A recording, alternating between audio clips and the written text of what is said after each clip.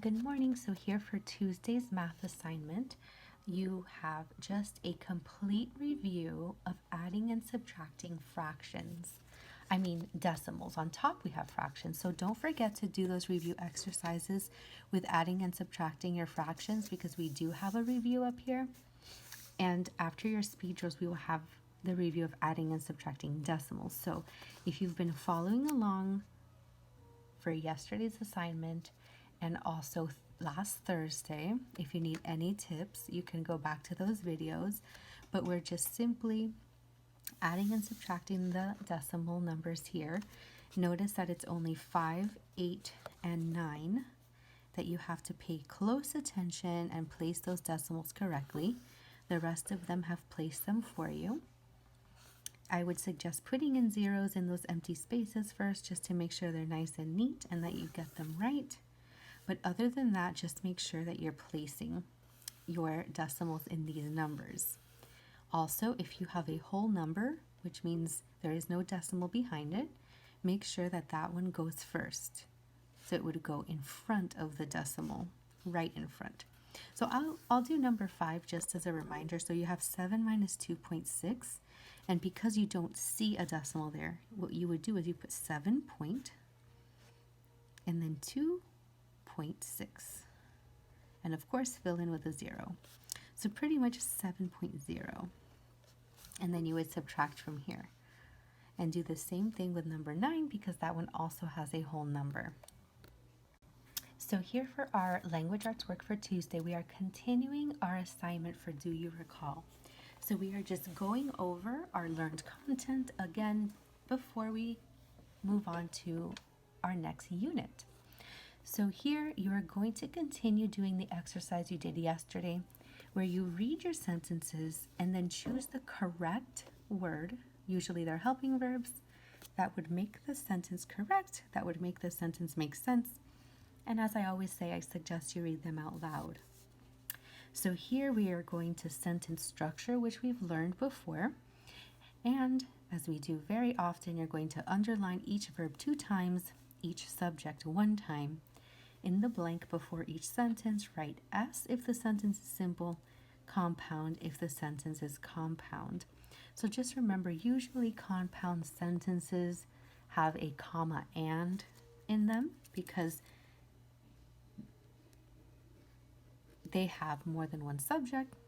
Sometimes you will just notice 2 subjects and not always a comma and, but just pay close attention to whether your sentence is talking about one person or place or thing, or is it talking about 2 people, places, or things.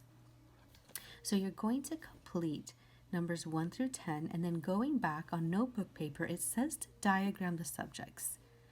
You do not have to diagram the subjects.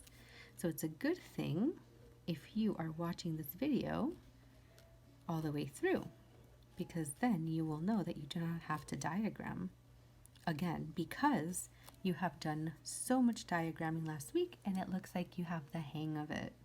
So after you just identify these sentences as compound or simple, you can stop here and then move on to the next page because we do have a second page for today, which is also review.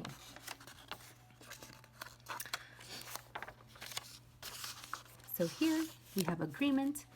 Remember that we worked on agreement all last week. So we're going to follow these directions. And the great thing is that they give you the options in parentheses again. So you don't have to go back. You don't have to think too much. You can just take a look at those words and decide which one makes sense. So it says underline the subjects once. Put S in the blank if the subject should have a singular verb. Just remember singular means one. Put P if it should have a plural verb. That means more than one. Fill in the blank with the correct word. So, he blank say a word. He only listens. He doesn't say a word. He only listens. Or he don't say a word. He only listens. Well, as we've learned, doesn't would be the correct word.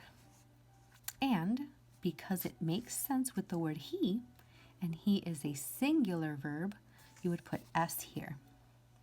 So we have doesn't would go here. Let's just go ahead and do that together.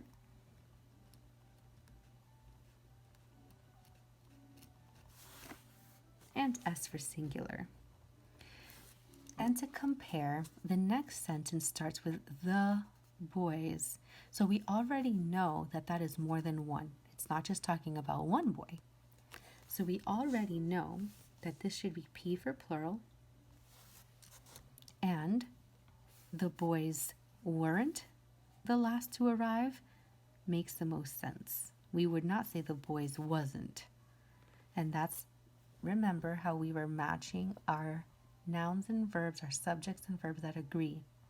And in this case, when you're talking about more than one in the subject, you would write weren't. So, even though it does give you some options, if you are having a little bit of trouble remembering what the singular verb should be or the plural verbs, then you can go back to our practicing verb agreement page, and we have a list of them here. If you remember, if it's by itself, you would write these words. If it's more than one, you write these words. And we have a few more examples down here too. So just go back. You can go back to your previous work where you've done this before to get some ideas if you are having a little bit of trouble remembering. So here for our Tuesday assignment for vocabulary, you will use your 4 vocabulary words.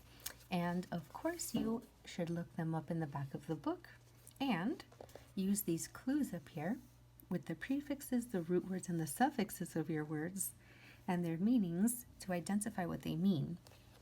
So as usual, you will write them, match them to their correct definition according to your spelling dictionary in the back of the book.